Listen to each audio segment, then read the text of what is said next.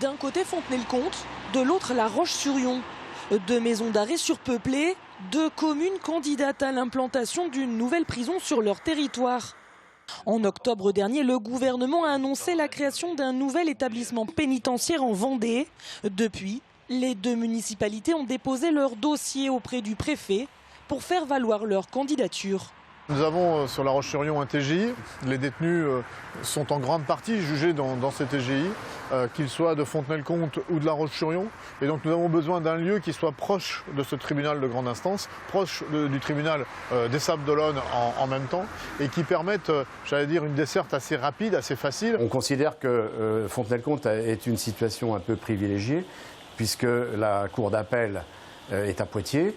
Et donc si des détenus font appel, c'est beaucoup plus près pour, disons, les orienter vers Poitiers. Et puis on peut accueillir des gens venant de La Rochelle également. Et pour leur candidature, les maires disposent de divers soutiens. À Fontenay-le-Comte, par exemple, un habitant a décidé de lancer sur son blog une pétition pour soutenir la candidature de sa commune.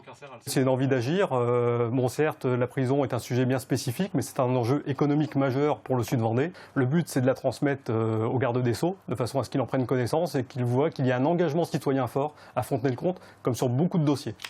À La Roche-sur-Yon, ce sont les avocats qui se sont mobilisés.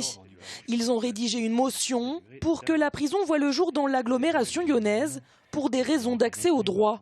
Plus évidemment, on éloigne la maison d'arrêt des centres de décision que sont les palais de justice et où se trouve évidemment localisé l'essentiel des cabinets d'avocats, et plus on éloigne le détenu, donc le justiciable, de ses droits à défense. Le préfet de la Vendée a jusqu'au 16 décembre prochain pour faire part des deux propositions au garde des Sceaux. Après examen, le ministre devrait rendre sa décision définitive dès janvier 2017.